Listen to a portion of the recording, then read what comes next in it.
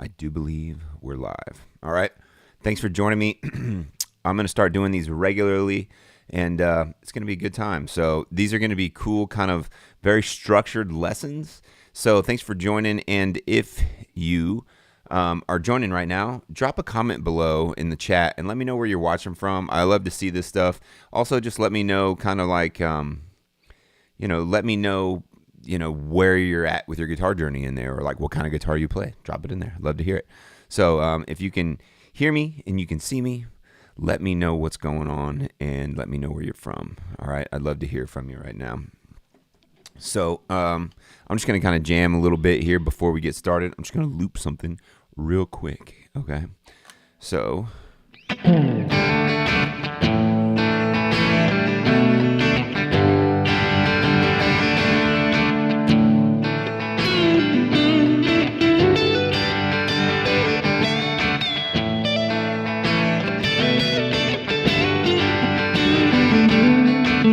John, thanks, man.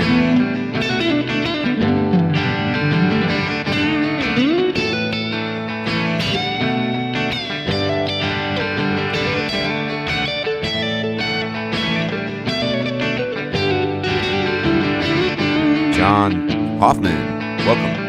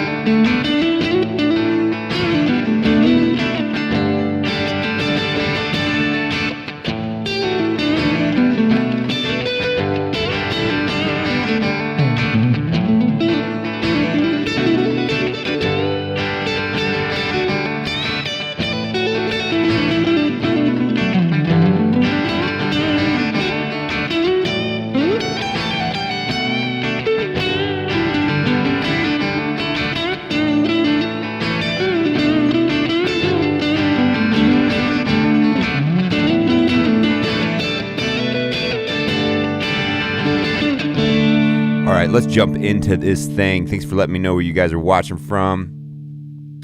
We got 24/7 Cowboy, Easy Riding, New Jersey, Sterling, Illinois, Devon, UK, Holland. Don't know how to pronounce the town, but we're going to get started. So welcome to the channel. My name is Brett Blakemore, if you don't know me.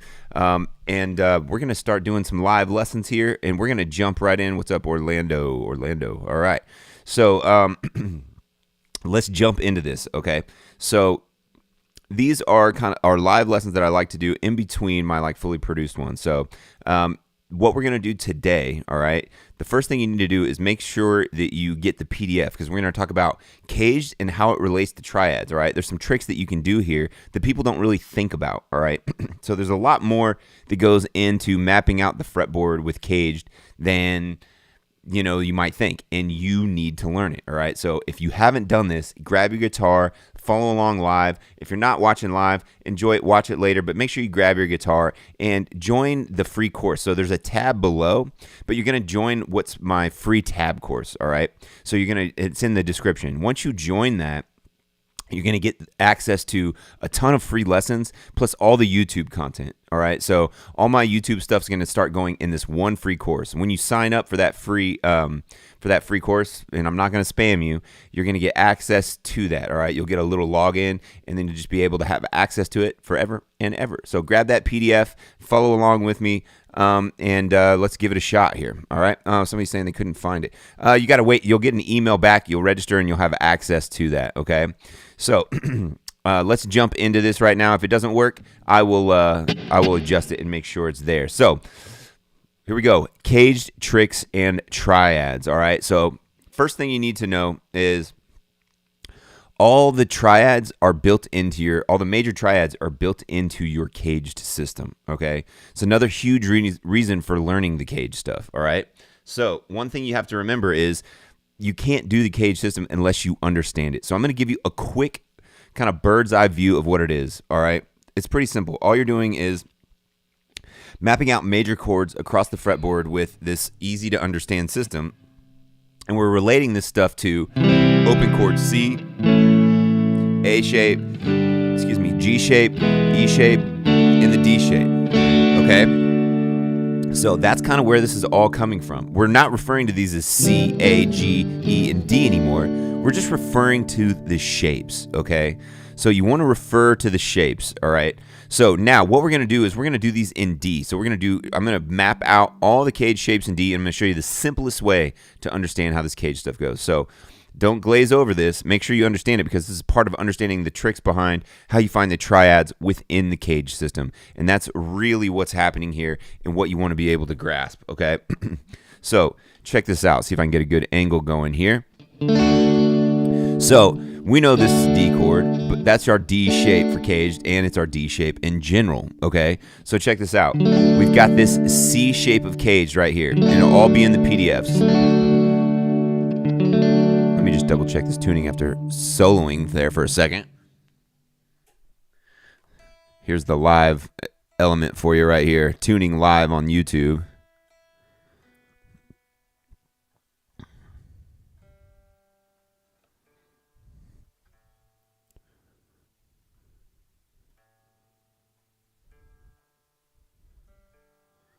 All right, so with that being said, let's just jump into this. Should be good. All right, so we got the C shape of D right here. So we don't have the open note anymore here, so we have to come up and play it right here. All right, so 5, 4, 2, and 3, all right? So now our pinky, you always have to remember, here's the trick for cage. You have to find where the pinky connects, or in this case, on the C shape, the pinky connects you to, this is your C shape, you just go up the acronym. C is first shape, A is the second. Oops, sorry. So there's our A shape. So we've got C right here. Our pinky connects us to the A shape. You can either do it 3 across, or like this. It's referring to this A shape. We're just moving it up the neck, either barring across, this is what I like, at the 7th fret, or you do 2, 3, and 4 within there, all right? So this highest piece of the A shape, you bar, and that now connects you to the bar that you're going to put your index finger on. So we got the A shape here. You're covering 7, 7, 7, A, D, and F sharp. You're going to now put your index finger over those 7, 7, and 7. Your ring finger on the 9th fret of the A string, that's the F sharp, and your pinky on the D, that's your D. And you're just going to strum those. I'm not worried about getting that whole G shape. It's kind of hard. It's all about patterns here. So we're going here. What's up, guys? Thanks for commenting. We got Toronto in the house, Amsterdam, Florida, Texas. Now our pinky again is our next starting point. So they all connect. Here's our E shape of D. All right, so that's referring to this E shape, but we're now going to go all the way up and play it right here. So here's our E. If we barred right here, if we didn't have the nut, we'd have to bar. So we just take that shape up and go to here. So we've got the C shape of D. The pinky connects you to the A shape of D. The ring finger barred on the 7th fret, 4th, 3rd, and 2nd string is now our bar for our index. Connects you to the G shape of D. The pinky now connects you to the E shape of D.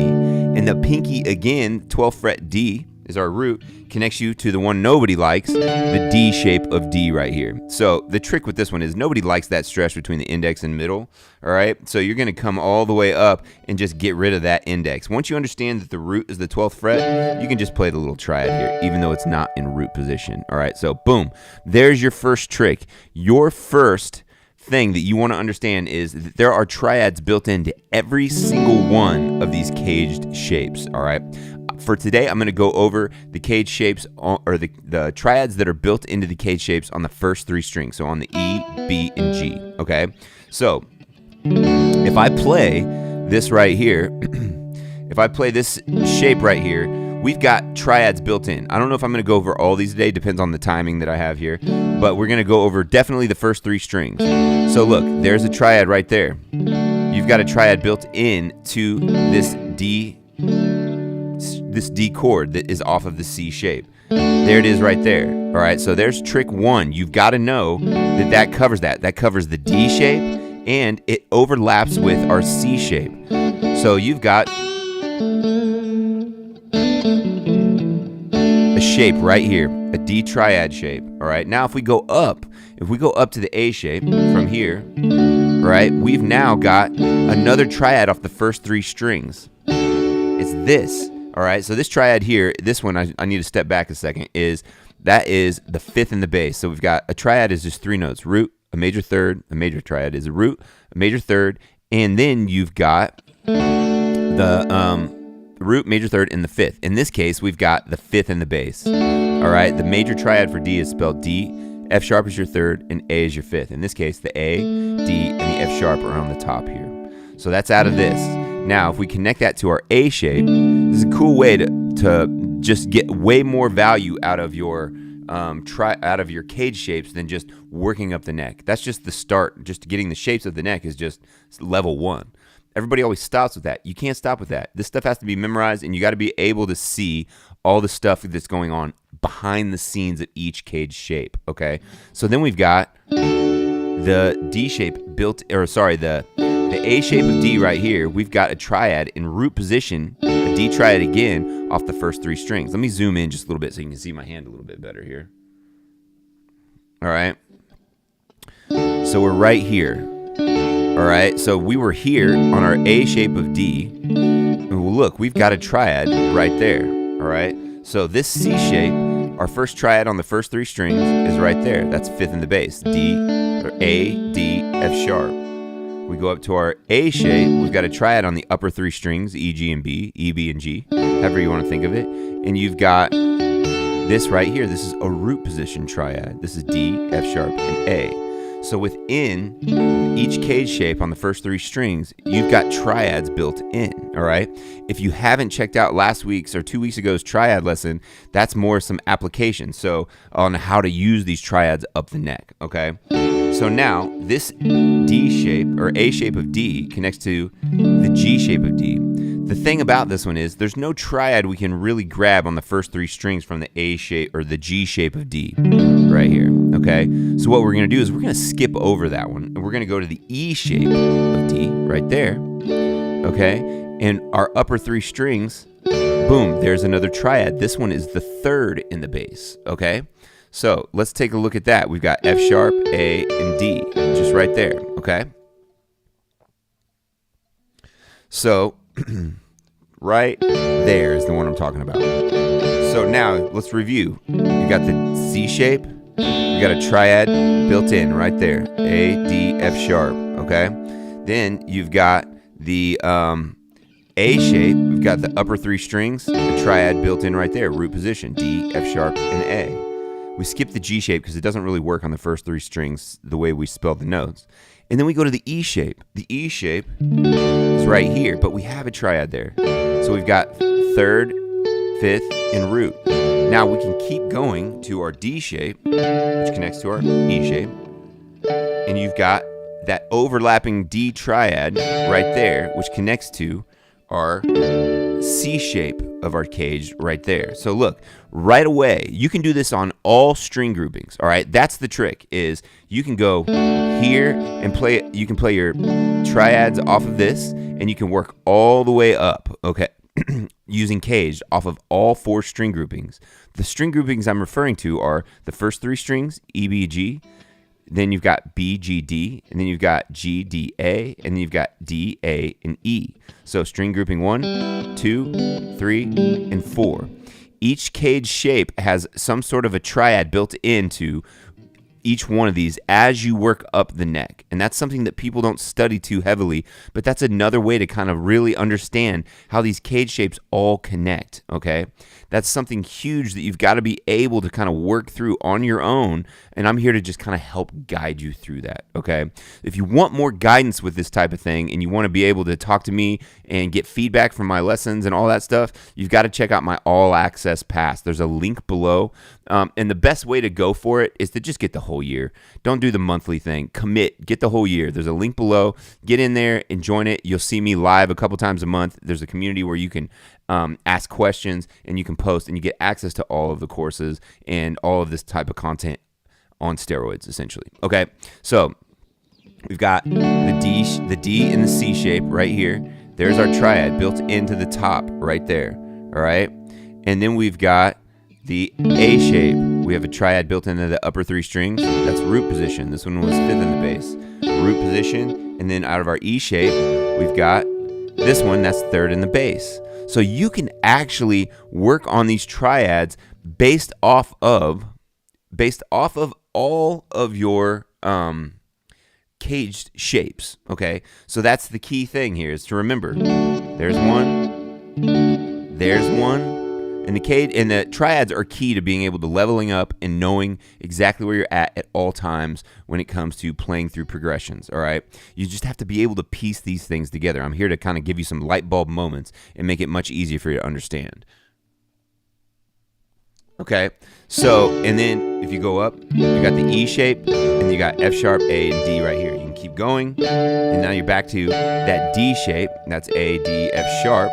That's fifth in the bass, and that D shape connects you back to the beginning of the cycle of the cage, which is your C shape, and you've got that triad once again built in, okay? So the reason it's really good to know your triad shapes is because you want to know, and you also want to know which one's root, which one's third, which one's fifth as you're playing through it. So as you go through and you practice A, D, F sharp, you got to know that this is fifth in the bass, okay? Then you've got to know, let me rearrange here. Then you've got to know that this one is a D chord with root in the bass. Root, third, fifth. You want to know these chord tones because they will allow you to land on chord tones as chords are being played. And that, is, my friends, is the holy grail of playing melodic lead guitar, coming up with hooks for songs, and just being a better overall musician, not just a guitar player. This channel is not just to learn songs and to have fun playing songs. Yes, that's part of playing guitar. But the big thing is, can we grow and become better guitar players than we were yesterday or last week or last month or from when we started 20 years ago, put it down, now we're picking it back up. All right, so we've got all these shapes, all right, and we want to be able to land on chord tones. So now, that I kind of got through that quick, so let's take a look at this C shape again off of this D, but it's in the C shape. Let's just take a look at every triad you can grab within this one framework right here. So you've got this shape right here, this C shape. Well, we know, we already learned that here's a triad right there. Our third is here. If we go back to this shape, we can grab the next three notes on the second, third, and fourth string. There's another triad, that's F sharp, A, D, that's third in the bass. So now you've got one triad, two triads, and here's our third triad right here. This one is D, F sharp, A. So now we've got root. There's one more you can grab, all right? It's not built into the C shape, but you can still grab it. You've got A, D, F sharp. So look at that. You've got within one shape of the cage system here, you can learn your triads all in one kind of position, right?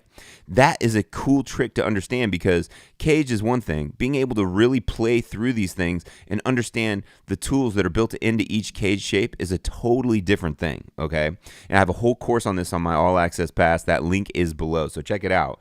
And once again, once you're in there, you have access to me to ask questions and stuff like that through Messenger and through the forum. But check this out. You got the D shape. Out of the C shape, you got fifth in the bass triad. This F sharp that was here now gets inverted, and you grab another piece. That's F sharp, A, D, which is just a piece of your caged C shape. All right, that's that one. And then if you grab your pinky and you grab the first three notes of this C shape, D, F sharp, A, there's a whole nother one. Now, if you grab the last one with the fifth in the bass, you got A, D, F sharp. Look at that shape. If you did it like this, it's just like an E shape. So it's like this open E shape, the fifth, fourth, and third string of it, the A, D, and G string. You're just now playing it here. So now the cool advantage of caged is that you start to see these shapes repeat themselves all over the neck. It takes a ton of the mystery out of playing up the neck. You're no longer limited to just playing like bar chords, open chords, or power chords. This is one of the ways that you can break out of your guitar playing rut and really level up and start to understand the guitar player more like a professional guitar player and more like a session player looks at the fretboard, more like a piano player looks at it. When a piano player looks at the keys, every note's in the same spot. So on the guitar, you know, we have to find a system that will work for us, all right? So in this first C shape, you've got one triad, two triads, three triads, four triads, all right? Now, let's go to the A shape again. remember, that pinky connects us to our A shape. That now becomes our root. And we can come up here and we can go, there's our one we talked about at the beginning, D, F sharp, A. Let's go to the D, G, and B string. There's our full A shape that we would play in the open A position, but now here, 7, 7, 7, A, D, and F sharp. That's fifth in the bass. And there's a whole nother one. So in the A shape, you've got two easily accessible triads that you can grab. These two shapes right here, all right? There's really no others that you can really grab from the A shape right there. So let's move up. Let's move up to our G shape that kind of eluded us earlier, all right? So we had the G shape. So if we're on our A shape, we know these three notes, if we bar it, it's like that, becomes the bar for our index on D, A, and F sharp. That's 7, 7, and 7 on the D, G, and B string. And then we grab the rest of our G shape, 10, 9, 7, 7, 7, D, F sharp, A, D, F sharp. We got actually a full chord there, but we couldn't grab it on the first three strings. All we really have here that we can grab is kind of like a D power chord, which you can learn too. It's right there, so you might as well learn that. That's just a little power chord that's not a full triad because it's just the root and the fifth. So you got D, your pinky goes on the 10th fret A, and then bars that 10th fret E, which is a D. So D, A, D. But if you look at it, we can still, they start to overlap with the A shape. So now what's our next one up on that same G shape position? Now we've got this one, which is our A shape, which overlaps here. But that means you can now see how it overlaps with the G shape of caged. Right there, all right? Now let's go up. That's off of the D, G, and B string. Let's go back to our main shape, and let's look at what I have next. So now we have the 5th, 4th, and 3rd string. So now we have a second triad that we can grab out of that G shape. We've got F sharp, A, and D. So this is root, this is 3rd, 5th, and root, D, F sharp, A. It doesn't matter what order you put these in, it's still a triad. And this is kind of the one that's kind of like holy grail one for like Hendrixy stuff. Because when you're in this G shape right here, you're in pentatonic pattern 1 that we all know and love. So that means, like, if I'm here and I grab this little triad, this little barred one, remember that's 9, 7, 7, F sharp, D, F sharp, A, and D, I can do these cool double stop things because I can bar this triad and I can add this one. So now, since I'm in pentatonic box 1-ish, right, the one that everybody knows and loves here, I can start to bar here and do cool stuff.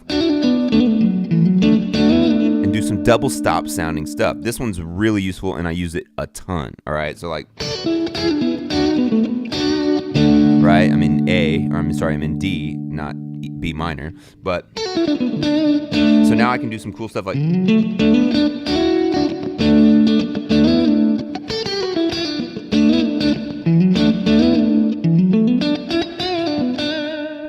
so if I'm playing some stuff right here, some triad stuff,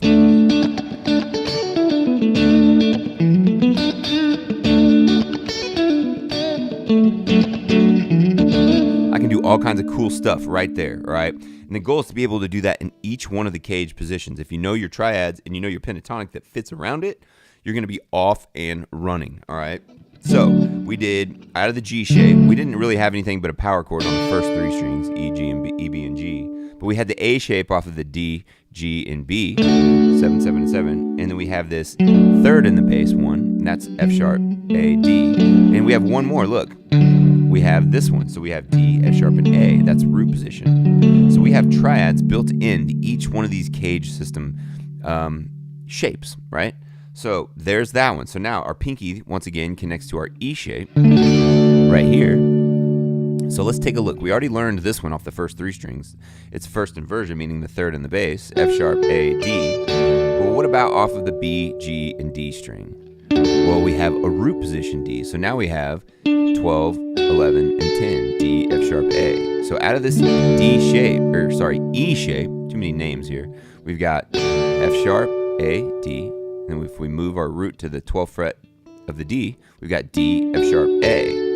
Now, what about the next grouping up? We've got A, D, F sharp right here. That's just, all these are just pieces of these chords. We're just grabbing them. So when I was a kid and I had teachers try to teach me triads or try to teach me arpeggios, I thought, what is the point? Just give me the minor pentatonic and let me solo. Let me learn some rock songs, have a good time playing some Allman Brothers or whatever. But what I failed to realize as a growing guitar player was that these shapes are vital to making your playing stand out amongst the crowd. It's the key to leveling up your playing, because all great solos come from chord tones and being able to grab those, and that's the most melodic type of playing you can have. Let me do this. That is literally the most melodic way that you can play guitar, is by outlining the chord changes in between your lines. Now, if you can figure out how to outline the changes in between your lines, then you now have great phrasing, which is a big problem for all kinds of guitar players, because that's what you always feel stuck in a box. You don't want to be stuck in this box forever, right? One way to get good at phrasing is to find target notes. These target notes are the ones you want to go for as a chord is being played. So let's say I'm going from D. I grab a chord tone from D, either the D, F sharp, or A. The only way to know that is know your triad shapes. You can double that knowledge up by knowing your cage shapes to help minimize the confusion on where you're at on the fretboard. And then let's say you go to a G. So like I'm going from a D to a G. I'll give you an example, right? And I'll get to the D shape in a second. So check this out. If I'm going just a simple progression and I'm going D to G, I can grab chord tones from each as long as I know these in multiple keys.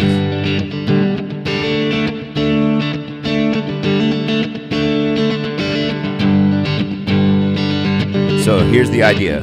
I'll grab a chord tone of the D. That's a piece of the A shape. Chord tone of the G. There's the root of the D. I don't always have to grab the third. There's the root of the G. The only way I know this is by knowing my triads and my scales.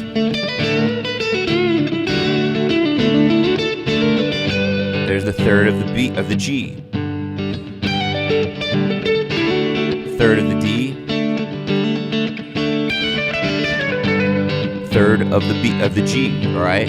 So that's kind of where we're going here. All this stuff has to come together, right? I'm the guy that's going to give you the system to do it, all right? I'm not going to have the time to be able to do that 100% on YouTube, so you got to be able to get into the program to really get the idea here. But in the meantime, this will give you some quick wins to help you there. So we ended up here, right? So we've got the E shape of D, triad 1, triad 2, triad 3, and then we're out. We can't do anything off the 6th string. We have one more. We've got the D shape of D, the one nobody likes because of the stress between the index and the middle. Well, check it out. We've got a triad right here. There's our D shape that overlaps with our C shape, the overall C shape, right? And then can we grab another one? We got this one here, right? And then if you come here, you really don't have another one until you get to this shape, all right? So we kind of have to leap over. There's one off the first 3 strings. You got the regular 5th in the bass type of thing, A, D, F sharp. Major scale and major pentatonics is what I'm using in this scenario. So check this out. You got this shape, but we're still stuck here. We don't really have a triad that we can play on the 5th, 4th, and 3rd string, but we have a shape here off the 6th string. So we've got F sharp, A, and D. Coincidence, it's the same shape as this. So these shapes start to overlap as long as you understand what it is you're doing. So let's review, all right? So if we're on the C shape of D, we've got 5 triads. This one, so this one 5th in the bass, this one 3rd in the bass, this one root, and this one 5th in the bass. So the C-shaped triad is, or C-shaped cage shape, is building in tons of information here that you have to be willing to practice, memorize, and digest. Remember, without memorization, none of this happens. None of that happens automatically, and you can't apply it without memorizing it. All right, off the A shape, we only had 2. We had the root position and the 5th in the bass off the A shape. Off the G shape, we had this power chord thing, which isn't really a triad, but it's fun to play. Right, and then we have the A shape overlapping right here, and then we have 3rd in the, that's 5th in the bass, and then we have this one, which is 1st inversion, 3rd in the bass, F sharp, A, D, and then we had one more. We had D, F sharp, A. All right, so in this G shape, you have 1, 2, 3. So the C shape had 1, 2, 3, 4. A shape had 1, 2 triads built in. G G shape had the power chord. We're not going to count that as a triad, but then we had 1 triad, 2 triad, 3 triad. Now our pinky connects us to the E shape. And we've got multiple shapes here. We got third in the bass off of the E, G, and B, right? Root, fifth in the bass. So we have 3 shapes over our D, over our C shape, or dang it, excuse me, E shape of D. Now, our last one, D shape of D. We've got this triad that we all know and love because you played it forever as a guitar player. And then we have to skip over the 3rd, 4th, and 5th string and go to the 3rd in the bass here. This is F sharp D A, or F sharp A D. So that's 14, 12, 12 as a bar. So now you can piece all these things together. The important thing you have to remember here is you're going to have to go back and rewatch this. But the important thing to remember, here, let me adjust this. The important thing to remember, super high tech, I know. The important thing to remember here is that memorization is key. Understanding where the triads fit together within this stuff is super important. Then you also have to remember, can you fit the pentatonic or major scale over each one of the cage shapes? Also, massively important. The triads that are built into this allows us to see that there's more value in just learning the cage shapes up the neck than just playing them verbatim and saying, I understand the cage system, because I watched 8 million YouTube videos showing me the same stupid thing, right?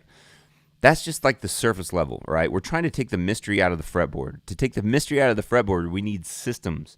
First system that came to me that was the most easy to understand was this cage thing, being able to weave across the fretboard and connect root position major chords. You can do this with minor too. I'm not talking about that today, but doing this with root position chords all the way up the neck so that you're no longer stuck doing what I was stuck doing forever. Even as a gigging guitar player, when I was like 19, 20, 21, I didn't even know the cage thing, right? I was just going on pure instinct, pentatonic scales all over the neck, power chords, open chords, and bar chords. That's it. I relied on it forever, but I needed more. I was longing for like more. And at one point I had a guitar instructor that was like, don't you know any more voicings? And I had another instance where I was playing in a band and they were like, give me some more voicings than what you're playing. You're just playing the simplest things. And so when I started to feel about this big, even though I could play lead guitar over every classic rock thing, I didn't know the why behind it. And I didn't know how to piece it all together. Well, when I started learning the cage system, everything started to come together. Once you learn the cage, the triads, and the major and minor pentatonic scales built into each, the mystery starts to dissolve, all right? Now, there's a lot of work built into this, but once you do that stuff, you start to really level up your playing and getting on a more of a professional level of guitar, all right? So the reason so many people feel stuck within like pentatonics is because they don't know how to weave through pentatonics. And you can do that with cage things and with triads, and you don't know how to create phrasing. Well, how do you solve a piece of this phrasing problem? You solve a piece of the phrasing problem by understanding where the chord tones are, which are built into the triads and or cage shapes, and then targeting pieces of chord tones as chords are being played throughout a song or a piece of music. You can practice this, and we'll talk about this in another session, but that's one of the big things you can do. I'm going to give you another example now of chord tone targeting, all right? Not all notes are created equal, by the way. You could play pentatonics over an entire progression, whether it's in major or minor, and every once in a while, you'll notice this, and you probably already noticed, one note sounds better than the others. And it just so happens that the reason that is because you landed on a chord tone, whether it was on purpose or an accident, as the chord was being played or while that chord has been played, excuse me. That is it, okay? So when you're soloing and you're like, wow, that sounded better than that, why was that? Either you hit a wrong note or you hit a note that was more right than a right note, right? So there's notes that are in the key that are not going to sound wrong, but there's some that are going to sound better, which brings me back to chord tones, soloing and targeting chord tones.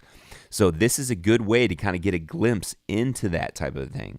So you're going to really, really want to study through this stuff and get after it. And if you want more support on this type of a thing, you're going to want to join my All Access Pass and get in there and check out and see exactly how we navigate this stuff, okay? This is not some sort of flash in the pan technique, and I am 100% committed to helping all you guys that are intermediate guitar players, leveling up your playing to the highest ability that you possibly can. And it's my goal to get you there quicker than I ever got there. I did it through trial and error and playing gigs, okay? What you have to be willing to do is just take some advice from somebody that's been there, that's already gone through the school of hard knocks of learning guitar, and take the shortcuts, right? There's no shortcut in practice. You still got to practice. You still have to memorize it, but you can take a shortcut in getting to the goods, all right? That's the advantage of learning from someone that's really experienced, that's played 1,000 gigs, and that has a real desire to teach in a way to kind of teach it to you in a way that you will understand, all right? So I'll give you an example of some more chord tone soloing now that I'm off my soapbox there. So let's just say I'm in the key of D, and I'm going to do like just a simple progression. So like, third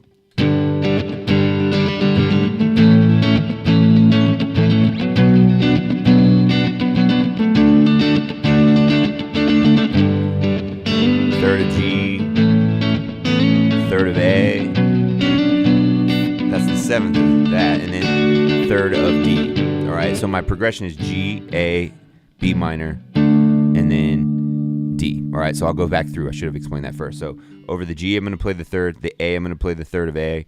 Over the B, I'm going to play the third of B. And over the D, I'm going to play the third of D. So check this out. Here we go. Third of A, third of B minor, third of F or D. It sounds melodic, because it is. Third of D. Now, what if you put some stuff in between it?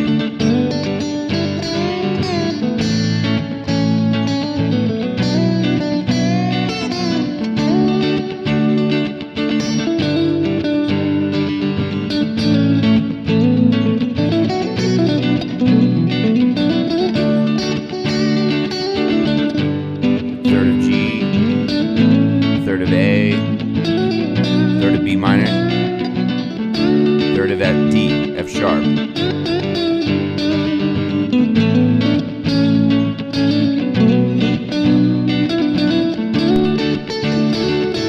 So those are examples, and I'm not trying to do anything fancy. In fact, none of it was really that fancy. It's just that it sounds better than your average guitar player because I'm targeting notes that are really important. That's really all I had for today, and I hope you guys come back, follow along. If you're into this type of stuff, hit subscribe down below. Check out my Instagram channel. Get the free course. It's down in the description below. I'll make sure that's working. The free course comes with the tabs for the main thing that we talked about with the cage and the triads on the first 3 strings. But everything that, and plus there's over like 30 free chordlet chord lessons in there as well. So make sure you get that. That link is below. And I'll see you in the next one. Thank you so much for joining me. I appreciate each and every one of you. And once you get an email from me, once again, it's not spam. I'm actually reaching out, trying to make sure you're getting where you want to be with your guitar playing. And I appreciate your support. Come back next time.